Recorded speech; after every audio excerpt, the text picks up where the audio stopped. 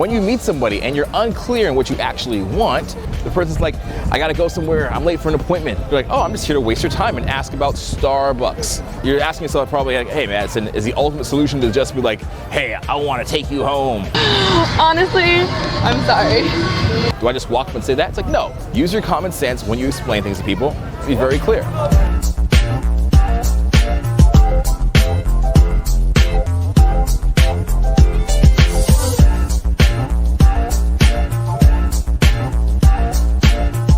I want you to imagine that you are a restaurant owner. Somebody comes to your door late at night, bang, bang, bang. They knock on the door of the restaurant.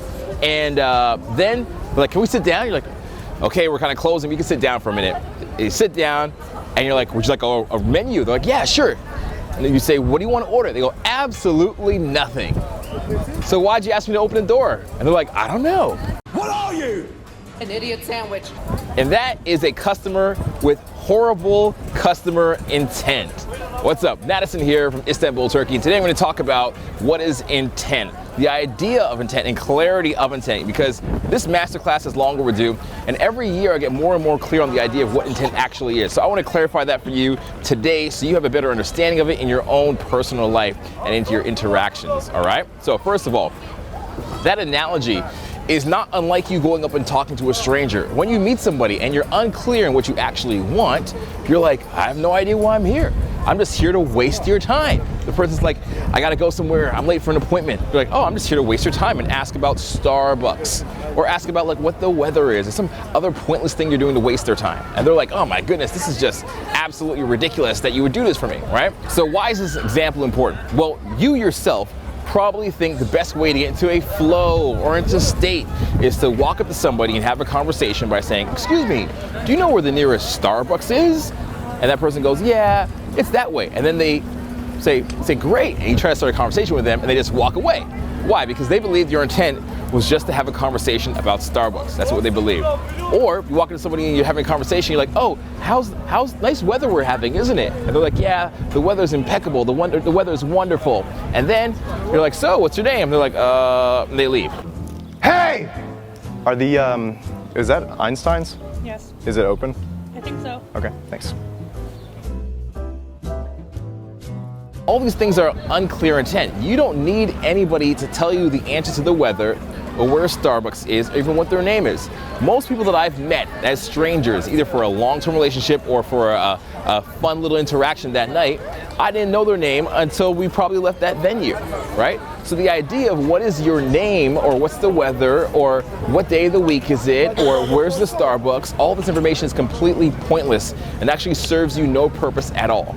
So let's talk about all the ways that you kill your intent, first of all, and then we'll talk about the ways to improve it. How do you kill your intent? Well, you see somebody walk by, and your first instinct, your gut reaction is to look at them, and you find yourself looking a little longer, and they look at you, and they see you looking at them, and then they walk away, and then you think, oh no, it's too long, they've walked away, and that's going through your mind, and then you have to run, and then you run after them, and then they see you running, and then you're trying to hide the fact that you were running.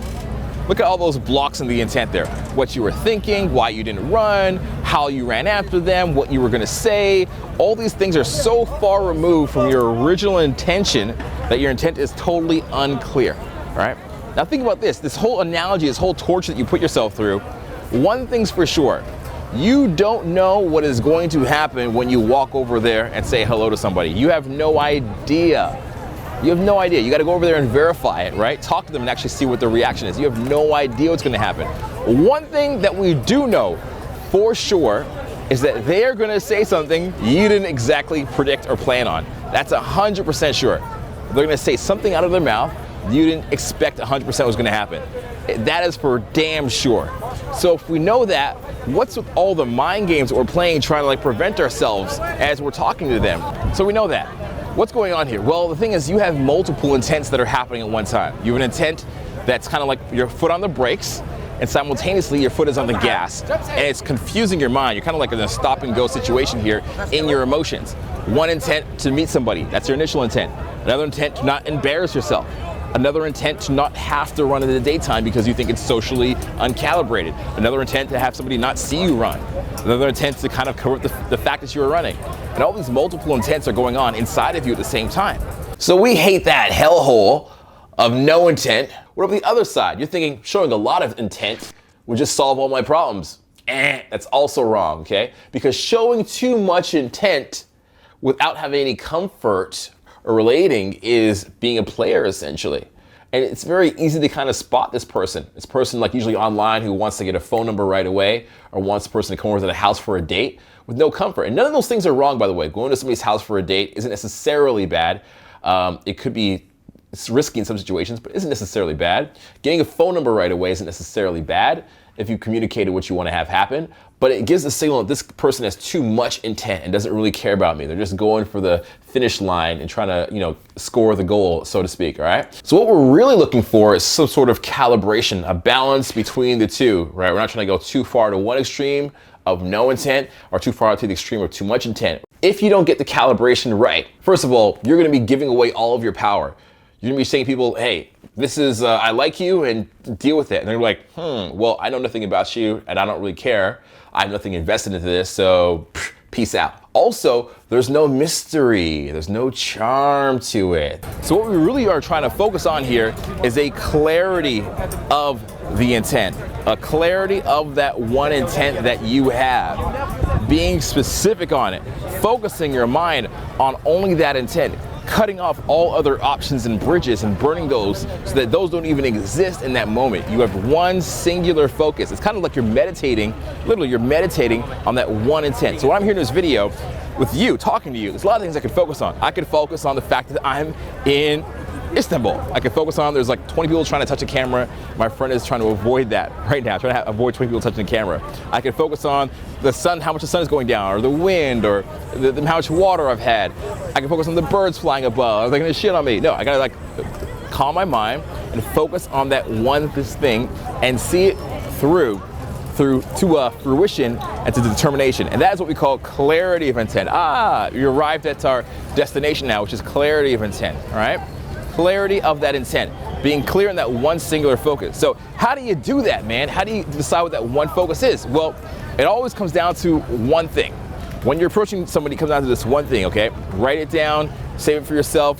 When you're out in the field, remember this, it came from Madison. It comes to why. Why are you doing this, and what is your reason for doing it? Okay? Why are you doing it, and what is your reason for doing it? Always ask yourself that. So if I have these nifty sunglasses that I borrowed, these Ray-Bans from my friend, it's like, why am I wearing them? Well, I'm wearing them because it's fucking right. Why am I doing it? Because I don't want to be squinting all day long and get my eyes tired while I'm looking at the camera, right? I'm very clear on what that reason is and the why. So when you're approaching a stranger, why are you approaching them? Is it to find out where the Starbucks is? Is it because you care about where they got their purse from? Or you're fascinated by their latest fashion? Is it because you like to take a picture with them? Right? All these things are probably, I'm guessing, bull fucking shit reasons of why you're actually doing it, okay? They're bullshit reasons. You're just lying to yourself and you're lying to them in that moment. And they can see that you're not being honest, you're not being clear in your intent, your intentions are all over the place, you're diluting the situation, and then they just walk away. So you're asking yourself probably like, hey Madison, is the ultimate solution to just be like, hey, I want to take you home? Or like, hey, can I borrow some money? Or like, do I just walk up and say that? It's like, no, you have some common sense. Use your common sense when you explain things to people. Be very clear, right? So if I'm going to meet somebody here, let's say somebody is walking by and the person just has swagger. I'm like, oh, I wanted to meet you. Your swagger was incredible. I thought there was something very interesting about you, and I had to say hello. Hi, nice to meet you. What's up? I'm blah, blah, blah, right? I'm here with the intent because I thought there was something interesting about you. Not that I want your clothes or I want your swagger or I want to borrow something from you, right? Just being very clear on that. And the more you focus on what the reason is, and get to the reason as early as you can, in the first 10 seconds, make your reason of why clear. Make your why clear in general, your reason of your purpose clear. Then that's gonna help tremendously in the person knowing, oh, that's what this is about. Because I bet most often you approach them and they think you're trying to sell them something, or they think you're just like the fun person who's on drugs and wants to have a great time.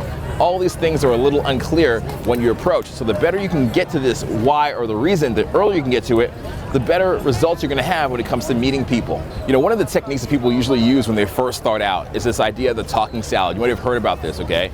And the talking salad is you just go up and you just kind of like word vomit. You just say whatever's on your mind, just talk and talk and talk, and never run out of things to say.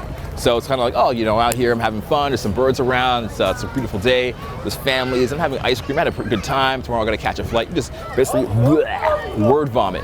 And that is great, but it gets you up to a certain level, all right? It gets you to a certain level.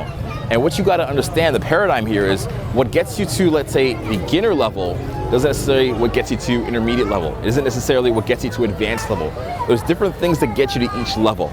So the problem is most guys that are beginners get stuck on this intent idea of just word vomiting, right? They think that's what's gonna get them to all the results, but the truth is it doesn't. It doesn't at all. It actually just gets you only to the first level and then gets you stuck at that level.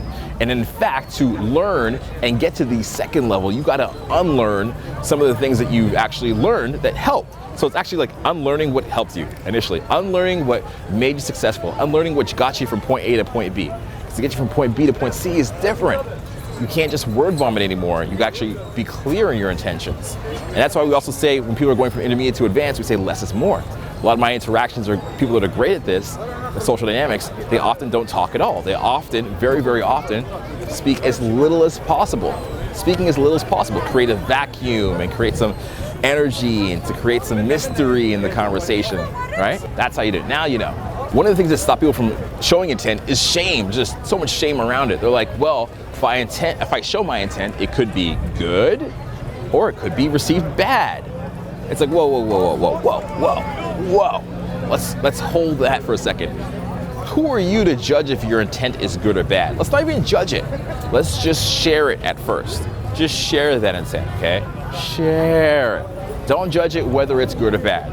Who are you to say it's good or bad? Secondly, how do you know the person you're talking to is going to say that it's good or it's bad? How do you know? You don't know. Don't put them into a box before you've met them, right? Just go over and verify.